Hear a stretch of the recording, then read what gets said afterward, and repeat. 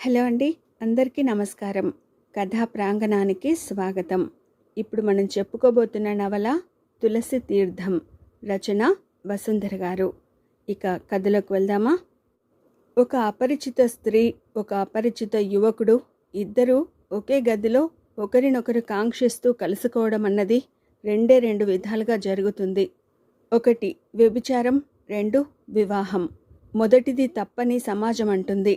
కానీ సమాజం ఉన్నంతకాలం ఈ తప్పు సమాజాన్ని అంటిపెట్టుకునే ఉంటుంది.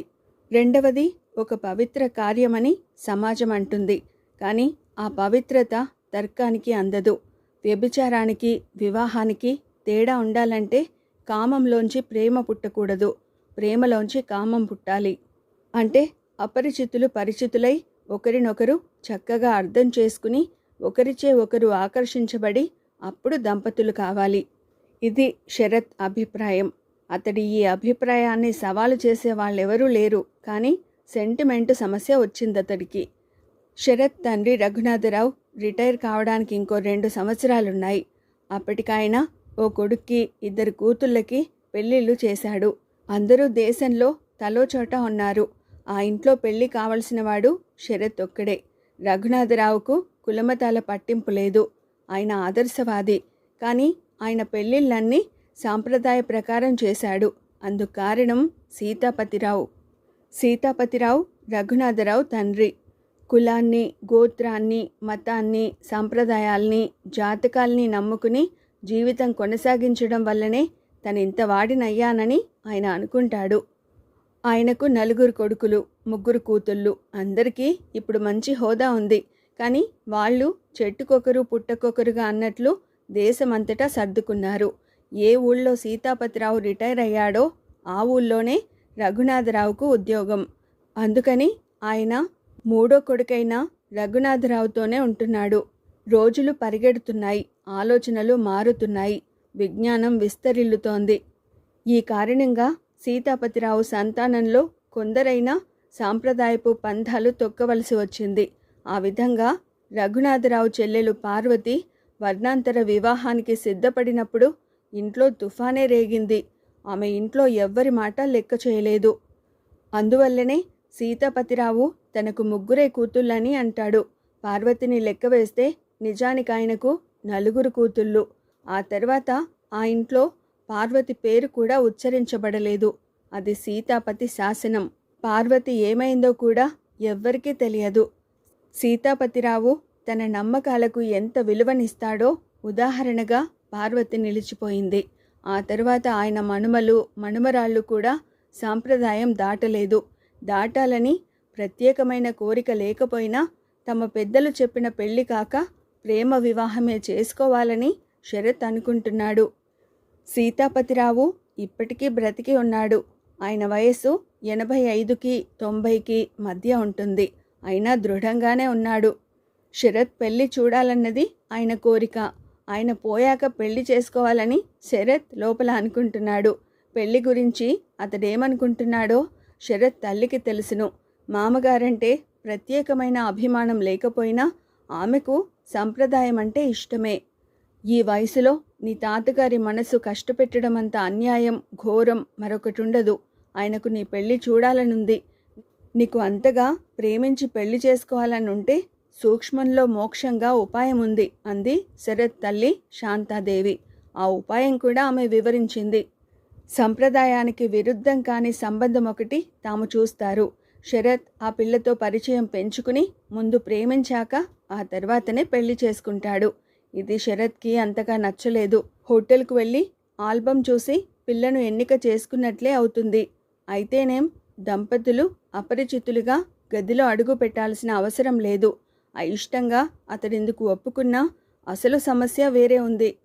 సంప్రదాయ కుటుంబంలోని ఏ పిల్ల భర్తను పెళ్లికి ముందుగా ప్రేమించడానికి ఒప్పుకుంటుంది? అనుకోకుండా ఈ సమస్యకు పరిష్కారం లభించింది. శరత్కు విశాఖపట్నంలో స్టేట్ బ్యాంకులో ఉద్యోగం వచ్చింది. బాగా దూరపు వరుసతో శాంతాదేవికి అన్నగారయ్యే నాగేశ్వరరావు ఇంట్లోనే అతడికి అద్దెకుండడానికి గది ఏర్పాటైంది. నాగేశ్వరరావు కూతురు రమ పెళ్ళిడికెదిగింది. వయసు కారణంగా ఆమె చక్కని చుక్కలా ఉంటుంది. కూతురికి వరులను అన్వేషిస్తూ శరత్ గురించి తెలిసి అసలు విషయం చెప్పకుండా శాంతాదేవిని కలుసుకుని శరత్ తన ఇంట్లో ఉండవచ్చునని నాగేశ్వరరావు చెప్పడంతో వారి మధ్య స్తంభించుకుపోయిన సంబంధ బాంధవ్యాలు పునరుద్ధరించబడ్డాయి. ఏదైనా అట్నుంచి నరుక్కు రావడం నాగేశ్వరరావు అలవాటు.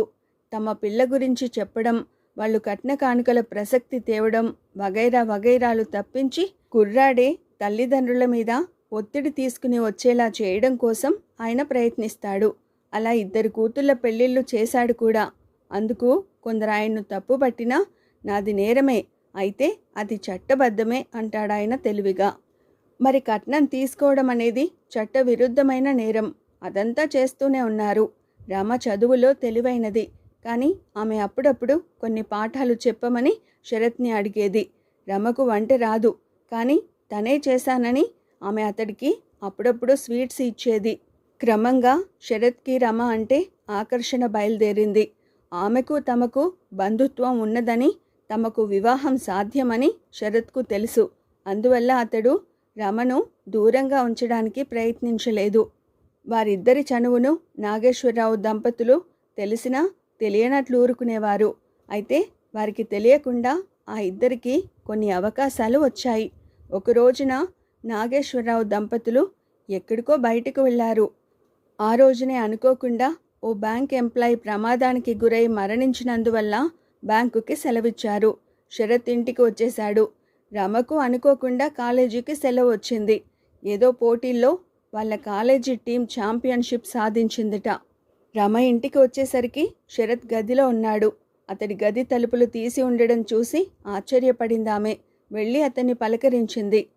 అలా ఇద్దరూ కాసేపు మామూలుగా మాట్లాడుకున్నారు. క్రమంగా ఏకాంతం, వయసు వారిని ప్రోత్సహించాయి.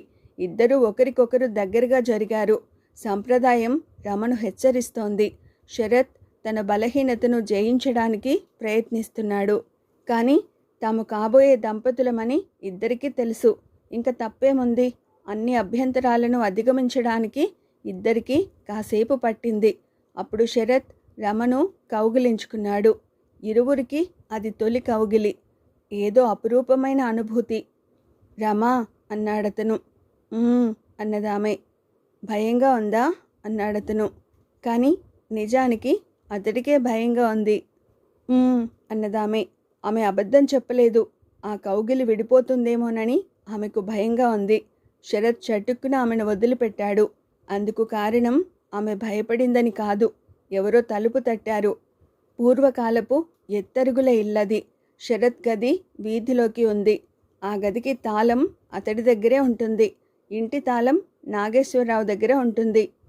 ఆయన బయటకు వెడితే ఎదురింటి వాళ్లకు ఇస్తారు. రమ ఇంటికి తాళం చూసి ఎదురింటికి వెళ్ళాలనుకుంది. కానీ శరత్ గది తలుపులకు తాళం లేకపోవడంతో విషయం తెలుసుకుందామని లోపలికి వెళ్ళింది. మళ్ళీ బయటకు రాలేదు. ఇప్పుడెవరో తలుపులు తట్టారు. బయట గాజుల చప్పుడు అవుతోంది.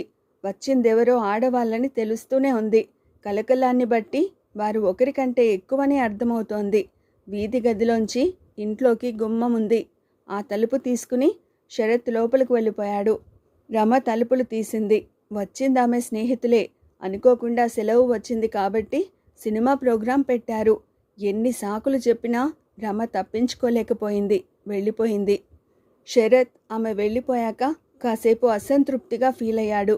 కానీ క్రమంగా అతడిలో వివేకం చోటు చేసుకోసాగింది. తన వల్ల పెద్ద తప్పు జరగవలసి ఆగిపోయింది. అది అదృష్టం. ఈ విషయమై శరత్ తీవ్రంగా ఆలోచించాడు. ప్రేమలో కామం అనుకున్నాడు తను. కామంలో ప్రేమ జరిగేలా ఉంది. కానీ పెళ్లికి ముందు తన్ను తాను అర్పించుకోబోయింది రమ. అది త్యాగం కాదా? ఆ త్యాగం ప్రేమలోంచి పుట్టింది కాదా? శరత్ ఆలోచనలు క్రమంగా రమ మీదకు మళ్ళాయి. తాము ప్రేమించుకుంటున్నామని, ఆ ప్రేమ ఎటువంటి త్యాగానికైనా సిద్ధపడుతుందని అనిపించింది. అయితే రమ ఎందుకు వెళ్ళిపోయింది? కావాలనుకుంటే ఆమె ఏదో వంక పెట్టి వండిపోవచ్చు. అలా ఎందుకు చేయలేదు? రమ తనని తప్పించుకోవాలనుకుందా? లేదా స్నేహితురాండ్రను తప్పించుకోలేకపోయిందా? మరి కాసేపు ఉంటే ఆమె తనకు లొంగిపోయేదా? ఈ విషయం తెలుసుకోవాలంటే ఇలాంటి అవకాశం మరోసారి రావాలి. అస్తమాను ఇలాంటి అవకాశం రాదు. తనే కల్పించుకోవాలి. అది తప్పు కాదా? తను ఆమెకు అన్యాయం తలపెట్టనప్పుడు అది తప్పెందుకు అవుతుంది? క్రమంగా అలాంటి అవకాశం మరొకటి కల్పించుకోవాలని శరత్ అనుకున్నాడు. అయితే వెంటనే ధైర్యం చేయలేకపోయాడు.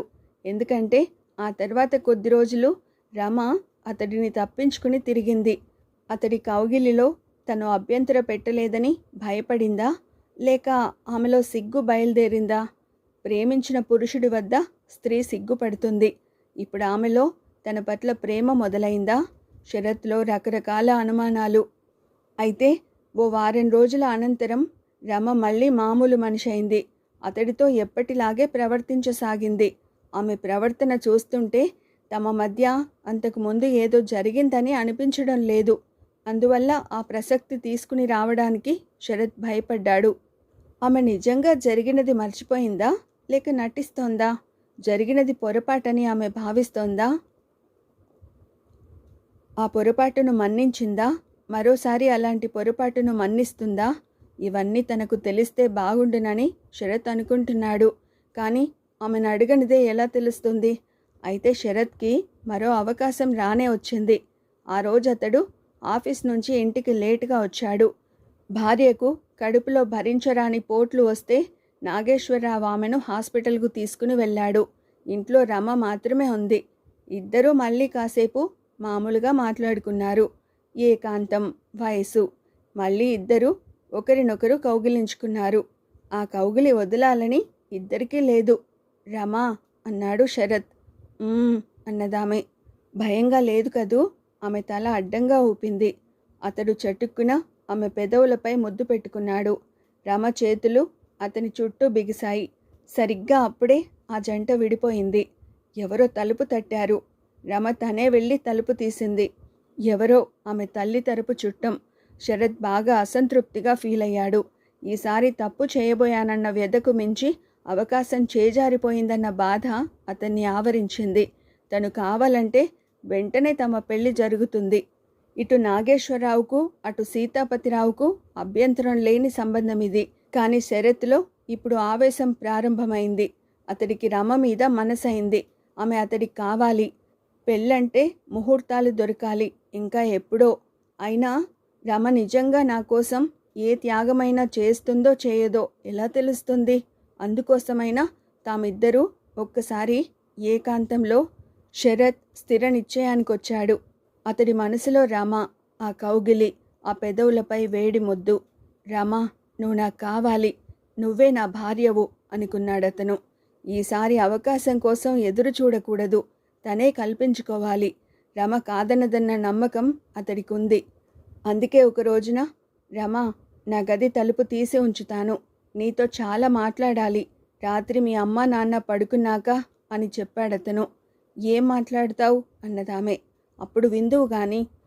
ఇప్పుడు చెప్పకూడదా? కూడదు. ఎందుకని? నీకు తెలుసు, నాకు తెలియదు. పోనీ ఇప్పుడు తెలుసుకుందువు గానిలే. అమ్మ ఆశ, నేను రానుగా అంది రమ. కబుర్లు చెప్పుకునేందుకు ఆశ ఏమిటి? నేనెందుకు రమ్మన్నాను అనుకుంటున్నావు అన్నాడు శరత్ చటుక్కున.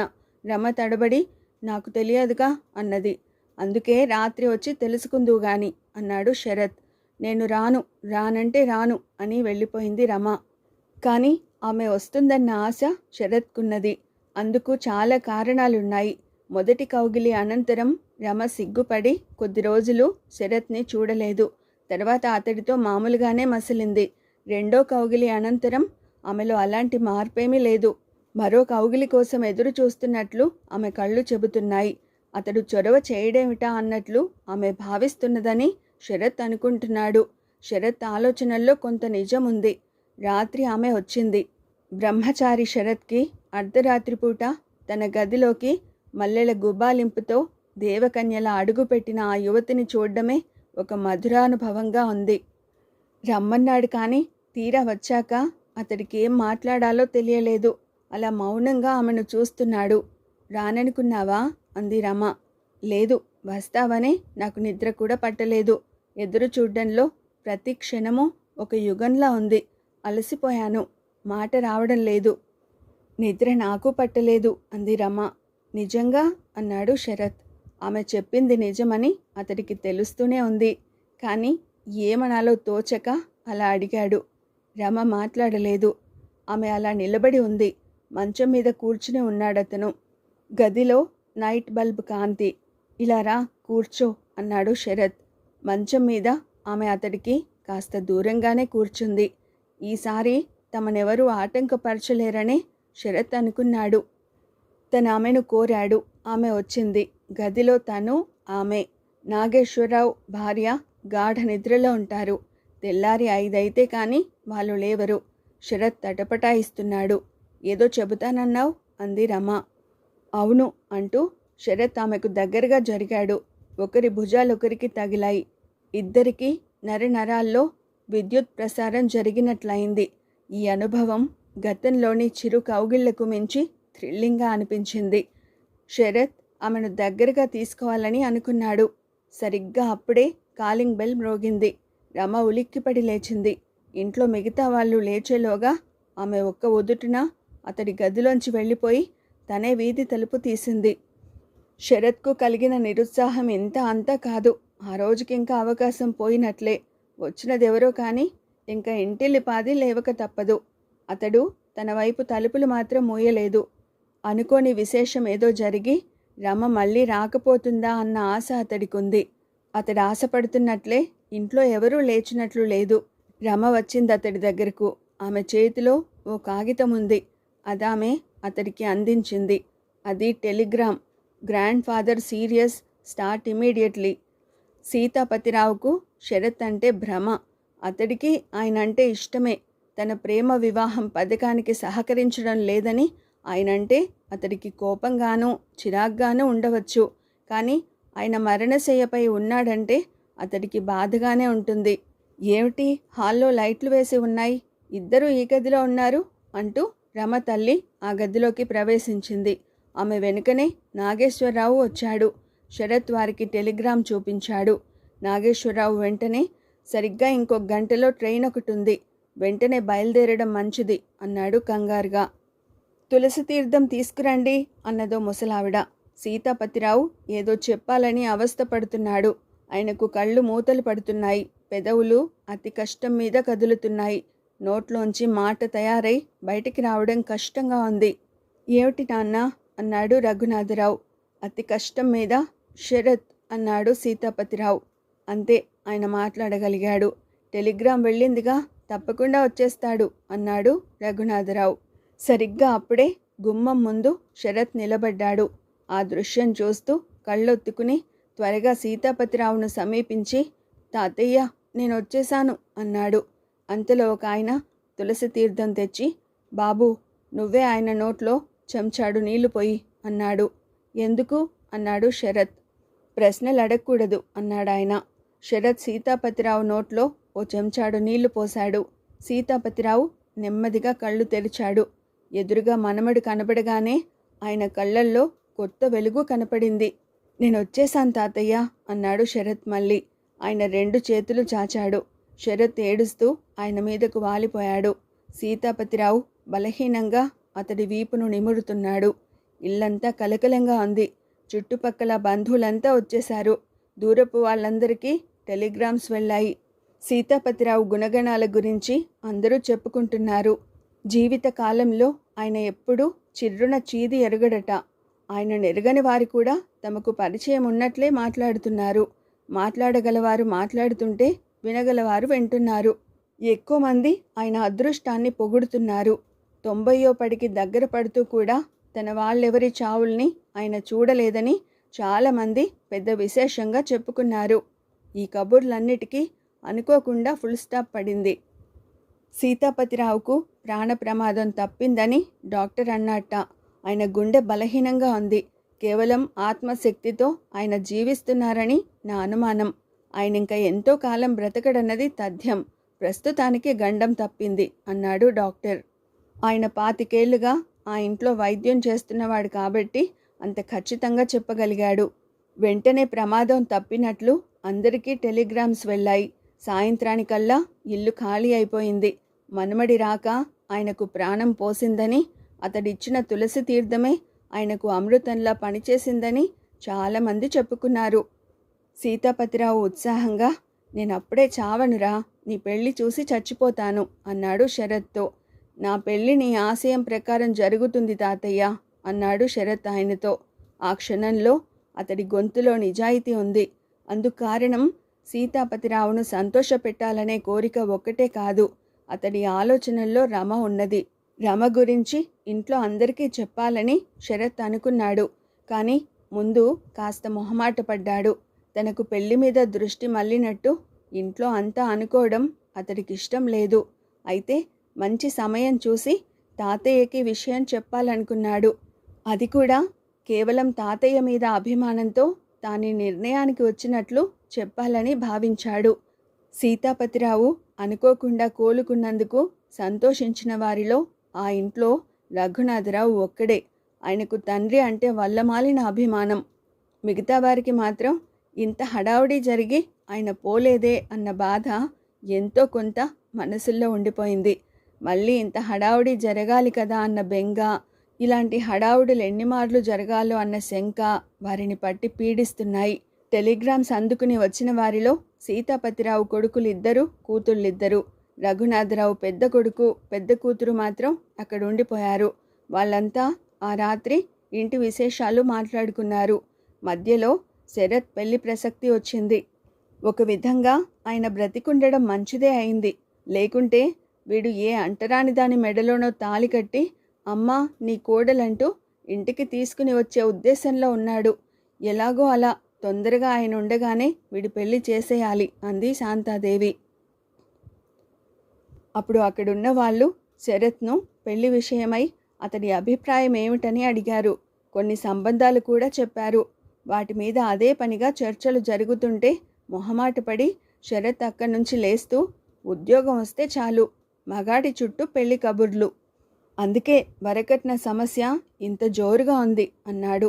చూసావా అమ్మా, పెళ్లి కాకుండానే అత్తారంటే వాడికి ఎంత అభిమానమో. మామగారి చేత నాకు ఆడపడుచు లాంఛనాలేమీ ఇప్పించేలా లేడు వీడి వరుస చూస్తే అంది శరత్ అక్క. రమ గురించి తాతయ్యకు చెప్పడానికి అదే మంచి సమయమని శరత్ భావించాడు. అతడు సీతాపతిరావు గదిలోనికి వెళ్ళి తాతయ్య అన్నాడు. అప్పుడు సీతాపతిరావు మంచం మీద ఓ యువతి కూర్చుని ఉన్నది. ఆమె ఆయనకు పాదాలు నొక్కుతున్నది. శరత్ మాట విని చటుక్కున వెనక్కు తిరిగి నోటికి వ్రేలు అడ్డం పెట్టి ష్ అన్నదామె, శబ్దం చేయవద్దన్నట్లు. శరత్కు నోట మాట రాలేదు. అనుకోకుండా కనుల ముందు ఓ దేవత ప్రత్యక్షమైనట్లు అనిపించింది అతనికి. ఆ యువతి కుసుమ కోమలంగా అతి మనోహరంగా ఉన్నది. శరత్ అప్రయత్నంగా అడుగు వెనక్కి వేసి ఆగిపోయాడు. ఎవరామె? తాతయ్య గదిలో ఎందుకుంది? అయితే ఉదయం హడావుడిలో అలాంటి ఒక వ్యక్తిని తాను చూసినట్లు అతడికి అనిపించింది. అప్పుడతను అంతగా పట్టించుకోలేదు. చూసిన వాళ్లను ఎవరా అని ఆలోచించే దృష్టి కూడా లేదు. ఇప్పుడిలా ఒంటరిగా ఈ గదిలో ఉన్నదంటే ఈమెను చూడగానే ఒక రకమైన ఆకర్షణ భావం అతడిలో తాత్కాలికంగా కలిగింది. ఆమె సీతాపతిరావు పాదాలు నొక్కుతూ మరోసారి వెనక్కు తిరిగి చూసింది. అతడింకా అక్కడే ఉండడం చూసి ఆశ్చర్యపడి మంచం మించి లేచి నెమ్మదిగా అతడిని సమీపించి, తాతయ్య నిద్రపోతున్నారు అంది. నువ్విక్కడెందుకున్నావు అన్నాడు శరత్. 4 రోజుల నుంచి నేను ఇక్కడే ఉంటున్నాను అందామె. ఎన్నాళ్ళ నుంచి ఉంటున్నావనలేదు, ఎందుకుంటున్నావు అన్నాను అన్నాడు శరత్. ప్రశ్న కటువుగా ఉన్నా అడగడం మృదువుగానే అడిగాడతను. మీ తాతయ్య ఆరోగ్యం బాగోలేకపోతే మనిషి అవసరమని నర్సుగా నన్ను తీసుకుని వచ్చారు. వేళ తప్పకుండా మందులిస్తూ అన్ని వేళలా ఆయన్ని కనిపెట్టుకుని ఉండడం నా డ్యూటీ అన్నదామె. ఆమె నర్సు అనగానే శరత్ భావాలు పరిపరి విధాల పోయాయి. ఆమె మళ్ళీ ఇక్కడెందుకున్నాను అన్నదానికి మీకింకా జవాబు చెప్పలేదు కదూ, ఈ గదిలోనే నా మకాం అంది. శరత్ చటుక్కున, ఇది నా తాతయ్య గది, ఈ రోజుకు ఈ గదిలో పడుకుందామని వచ్చాను అన్నాడు. దీనికి ఆమె బదులు చెప్పకుండా నవ్వి ఊరుకుంది. ఆ నవ్వునామె ఉపయోగిస్తే చిటికలో ప్రపంచాన్ని జయించగలదు. కేవలం పెదవుల కదలికతో అత్యంత మనోహర దరహాసాన్నామె ప్రదర్శించగలిగింది. నీ పేరు అన్నాడు శరత్. తులసి, తులసి, తులసి, తులసి అని ఆ పేరును 3 సార్లు ఉచ్చరించుకున్నాడతను. ఆ పేరును ఉచ్చరించడంలోనే తనకేదో మధురానుభూతి కలిగినట్లు అతడికి తోచింది. నేనెవరో నీకు తెలుసా? తెలుసు. ఇంటిల్లిపాది అర్ధరాత్రి నుంచి ఎదురు చూస్తున్నది మీకోసమే కదా అన్నదామె. ఆ ఇంట్లో తనకెంత ప్రాముఖ్యత ఉన్నదో ఆమెకు తెలిసినందుకు శరత్ చాలా సంతోషించాడు. గుడ్ నైట్ తులసి, తాతయ్యతో రేపు మాట్లాడతాలే అని అక్కడి నుంచి వెళ్ళిపోయి తనకి ఏర్పాటు చేసిన పక్క మీద పడుకున్నాడు శరత్. ఓ పట్టాన అతడికి నిద్ర రాలేదు. సీతాపతిరావు ఆరోగ్యం కాస్త కుదుట పడగానే అతడికి రమ గుర్తుకొచ్చింది. ఒకే ఒక్క టెలిగ్రామ్ తనకు వచ్చిన మంచి అవకాశాన్ని పాడు చేసింది. అయితే అది తొలి అవకాశం కాదు, అంతకు ముందు కూడా అలాంటివి 2 అవకాశాలు పోయాయి. తను రమకు దగ్గరవ్వాలనుకున్నాడు, రమ తనకు దగ్గర కావాలనుకుంది. ప్రేమికులిద్దరికీ అంగీకారమైన పరస్పర సహకారం ఉండి వారు ఒక్కటి కాలేకపోయారు. అందుకు కారణమేమిటి? శరత్ ఆలోచించసాగాడు. తను ప్రేమ వివాహం చేసుకోవాలనుకున్నాడు. అది కుల మతాలకు అతీతంగా ఉండాలని భావించాడు. పెద్దలు నిర్ణయించిన అమ్మాయిని చేసుకోకూడదనుకున్నాడు. కానీ పెద్దలు సంతోషిస్తారని తెలిసి రమ మీద మోజుపడసాగాడు. రమను తను ప్రేమించడం లేదు. వయస్సు అతడిని ఆమె వైపు లాగుతున్నది. తన వంటి ఉన్నతాశయాలున్నవాడు రమను పెళ్లి చేసుకోవాలనుకుంటే అది ఆత్మహత్యకు సమానం. అందుకే విధి తన్ను 3 సార్లు హెచ్చరించింది. 4వసారి తను రమ గురించి తాతయ్యకు చెప్పాలనుకుంటే ఏం జరిగింది? గదిలో తులసి ఉంది. తాతయ్య నిద్రపోతున్నాడు. ఇది కూడా విధి తనకు పంపిన హెచ్చరిక. రమను తాను మర్చిపోవాలి. మర్చిపోయి ఏం చేయాలి? తులసి. శరత్ ఆలోచనల్లో ఒక్కసారి ఉలిక్కిపడ్డాడు. తులసి విశ్వరూపంతో అతడి ఆలోచనలను ఆక్రమించుకుంటున్నది. 3 అడుగులు అడిగిన వామనుడిలా చిన్నదిగా అనిపించి అటుపైన మొత్తం ఆలోచనలన్నింటినీ ఆక్రమించి ఇంకెవ్వరికీ చోటు లేకుండా చేసి ఇంకా నీ ఆలోచన పరిధిని పెంచు అంటున్నది. అప్పుడు శరత్ నిజంగానే తన ఆలోచనల పరిధిని పెంచాడు. తులసి ఆమె మెరుపుతీగ. ఆమెను చూడగానే ఏదో తెలియని అద్భుత భావం కలిగింది. ఆ అనుభూతి తొలిసారి రమను కలిసినప్పుడు కలగలేదు. తులసి అందమైనది. తనను అపూర్వానుభూతికి గురి చేసినది ఆ అందమే కావచ్చు. కానీ ఇది తొలిచూపులోనే ప్రేమ పుట్టిన వ్యవహారంలా అనిపిస్తోంది. తులసి తమ ఇంటికి నర్సుగా వచ్చింది. కులమే కాదు, తమకు మతం కూడా కలవకపోవచ్చు. అసలు ఆమె తల్లిదండ్రులెవరో తెలియని అనాథ కూడా అయ్యుండవచ్చు. అటువంటి యువతిని ప్రేమించినప్పుడే ప్రేమకు సార్థకత. ఆమె కోసం అయిన వాళ్ళందరినీ కాదనగలిగితే అప్పుడు ఆమె తన కోసం ఆత్మార్పణ చేసుకోగలదు. శరత్ రకరకాలుగా ఆలోచిస్తూ తన్ను తాను భ్రమింపచేసుకుంటున్నప్పటికీ తులసి రమ కంటే అందంగా ఉన్నదని, తులసి వంటి అందమైన యువతితో తను 100 ఏళ్ల జీవితం పంచుకోవాలని అంతర్లీనంగా అనుకున్నట్లు గ్రహించాడు. రమను చూసి చూడగానే తనకు భార్య అయితే బాగుండుననిపించలేదు. క్రమంగా ఏర్పడిన పరిచయం, అప్పుడప్పుడు దొరికిన ఏకాంతం సాన్నిహిత్యాన్ని పెంపొందింపజేసుకోవాలనిపింపచేశాయి. మనసు ఆ సాన్నిహిత్యానికి వ్యతిరేకంగా పనిచేయకుండా ప్రేమ, వివాహం అనే పదాలతో ఆమెను కలిపి ఆలోచించసాగాడు ఆపద్ధర్మంగా. తులసి విషయం అలా కాదు. ఆమెను చూడగానే తనకు భార్య అయితే బాగుండుననిపించింది. తులసిని తను వివాహం చేసుకుంటే ఇంట్లో పెద్ద సంచలనం రేగుతుంది. అసలే అనారోగ్యంగా ఉన్న సీతాపతిరావు కోసమైనా తను ఈ వివాహాన్ని తలపెట్టకూడదని అంతా అంటారు. తను పోసిన గుక్కెడు తులసి తీర్థం ఆయన్ను బ్రతికించిందని అంతా అంటున్నారు. తన కారణంగా ఆయన మళ్ళీ జబ్బు పడకూడదు. అయినా డాక్టర్ చెప్పిన ప్రకారం ఆయన ఇంకా ఎంతో కాలం బ్రతకడు. ఎలాగో అలా తను వివాహాన్ని కొంతకాలం వాయిదా వేయగలిగితే ఆయన బెడద శాశ్వతంగా వదిలిపోతుంది. అంతవరకు తను తొందరపడకూడదు. రమ విషయంలో విధి తనకిచ్చిన హెచ్చరికల్ని గుర్తుంచుకోవాలి. ఆ నిశ్చయానికి వచ్చాకనే ఆ రాత్రి శరత్కు నిద్ర పట్టింది. వెతకబోయిన తీగ కాలికి తగిలిందని సామెత. కానీ నిజ జీవితంలో అలా జరిగితే ఆ సంతోషం ఎంత గొప్పగా ఉంటుందో అనుభవంలో కానీ తెలియదు. శరత్ తులసిని చూసి చూడగానే ఇష్టపడ్డాడు. కానీ ఆమె తను కలిసి ఉండే అవకాశం వెంటనే వస్తుందని అతడు అనుకోలేదు. సీతాపతిరావు అందరికీ తెగేసి చెప్పాడు తన మనసు పూర్తిగా శరత్ సాన్నిధ్యాన్ని కోరుతున్నదని. అంటే శరత్ ఇక్కడే ఉండిపోవాలి. తనకున్న మంచి ఉద్యోగాన్ని శరత్ వదులుకోలేడు. ఈ సమస్యను ఫ్యామిలీ డాక్టర్ పరిష్కరించాడు. సీతాపతిరావుకు గాలి మార్పు అవసరం. విశాఖపట్నంలో మంచి డాక్టర్లు కూడా ఉన్నారు. కొద్ది నెలల పాటు ఆయన విశాఖపట్నంలో మనుమడి దగ్గర ఉండడం మంచిది. సీతాపతిరావు దీనికి వెంటనే అంగీకరించాడు. కానీ దీని మీద ఇంట్లో తర్జన భర్జనలు జరిగాయి. సీతాపతిరావుకు నర్సు అవసరం. తులసి ఆయనతో వెళ్ళడానికి సిద్ధంగా ఉంది. కానీ పెళ్లి కాని అందమైన ఆడపిల్లను శరత్తో పాటు ఏకాంతంగా ఉంచడం తులసికి అభ్యంతరం కాకున్నా కుటుంబ మర్యాదకు ప్రమాదం. అయితే సీతాపతిరావు దీన్ని తీవ్రంగా ప్రతిఘటించాడు. నేను పక్కనుండగా నా మనుమడు అలా చేయడం అన్నది అసాధ్యం. నా జీవితం ఈ కుటుంబ మర్యాదను కాపాడడానికే అంకితం చేశాను అన్నాడాయన. 90వ పడికి సిద్ధంగా ఉన్న సీతాపతిరావు నూతన యవ్వనులను ఆపగల శక్తిమంతుడని ఇంట్లో ఎవరికీ నమ్మకం లేదు. రఘునాథరావు తను సెలవు పెట్టి భార్యా సమేతంగా విశాఖపట్నంలో మకాం పెట్టాలని అనుకున్నాడు. కానీ శాంతాదేవి అంతకు మించిన ఉపాయం చెప్పింది. ఇంతమంది విశాఖపట్నంలో మకాం పెట్టాలంటే పెద్దిల్లు కావాలి. అక్కడ అద్దెలు చాలా ఎక్కువ, వస్తువుల ధరలు ఎక్కువ. కాబట్టి తులసి, సీతాపతిరావు, శరత్లను నాగేశ్వరరావు ఇంట్లోనే ఉంచాలి. కొద్ది నెలలకే కాబట్టి ఆయన అంగీకరిస్తాడు. ఆయన ఆడపిల్లల తండ్రి. శరత్ విషయంలో ఆశతో ఉన్నాడు.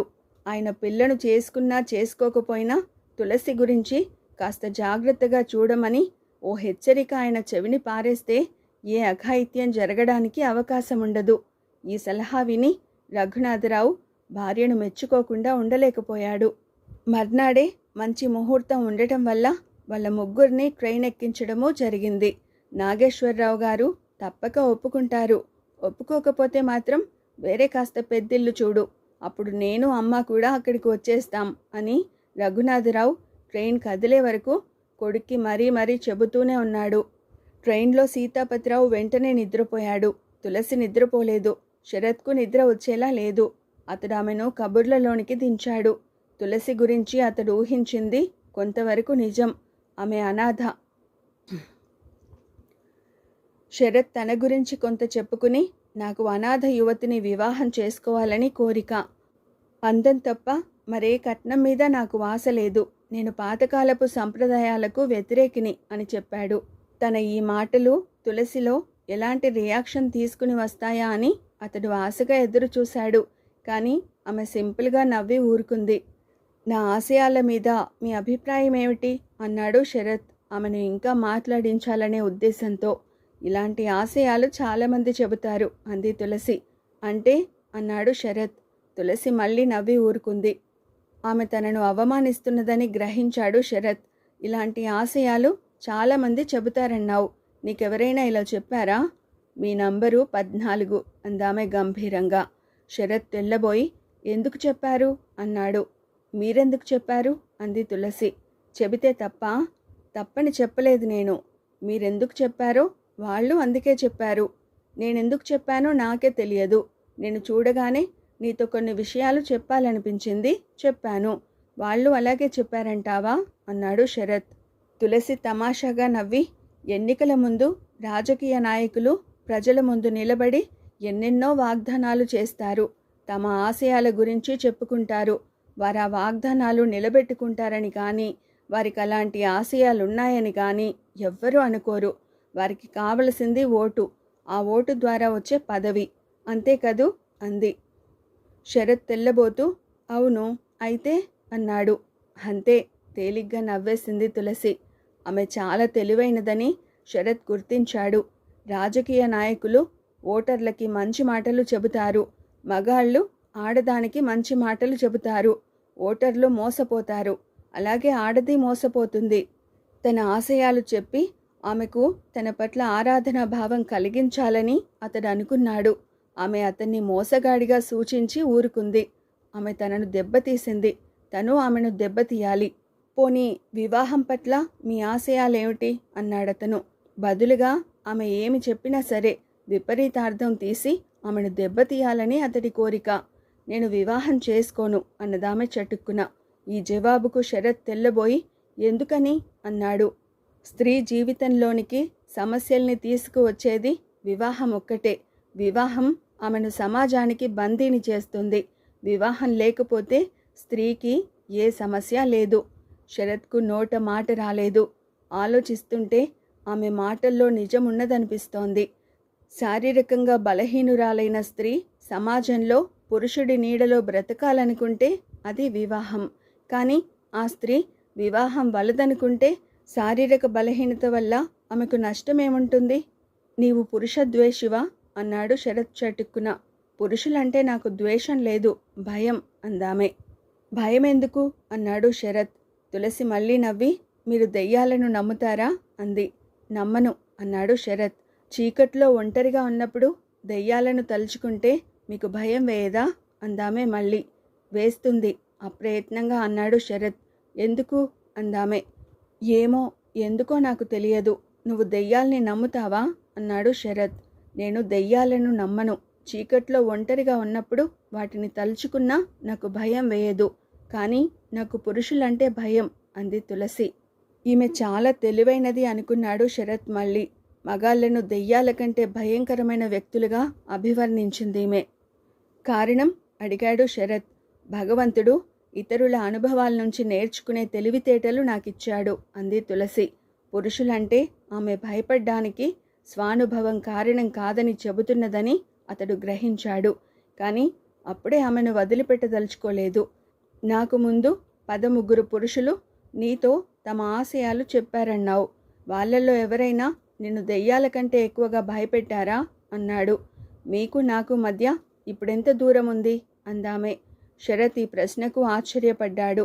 ఈమె వ్యవహారం అంతా తిరకాసుగా ఉందే అనుకున్నాడతను. ఇద్దరూ ఎదురెదురు బెర్తుల్లో కూర్చుని ఉన్నారు. బెర్త్కి మధ్య ఎంత దూరం ఉంటుందో నాకు తెలియదు అని. ఈ దూరం ఎందుకు? అన్నాడు శరత్. ఇంతవరకు నాతో ఆశయాలు చెప్పిన పురుషులెవ్వరూ ఈ మాత్రం దగ్గరగా కూడా నాకు రాలేదు అంది తులసి. పిట్ట దొరికింది అనుకున్నాడు శరత్. అంటే అందరికంటే నేను నీకు దగ్గరగా వచ్చానంటావు. అవును, వాళ్ళకి జబ్బుపడ్డ తాతయ్యలెవరూ లేరు. అందుకని వాళ్లతో రైలు ప్రయాణం చేసే అవకాశం రాలేదు అంది తులసి. ఈమెతో మాట్లాడడం కష్టం అనుకున్నాడు శరత్. కానీ ఆ గుర్తింపే అతడికి ఆమె పట్ల ఆకర్షణను పెంచుతోంది. నాగేశ్వరరావు సగౌరవంగానూ సాదరంగానూ సీతాపతిరావును ఆహ్వానించాడు. అక్కడున్నంతకాలం ఆయన తనింట్లోనే ఉండాలని కోరిక వెలిబుచ్చాడు.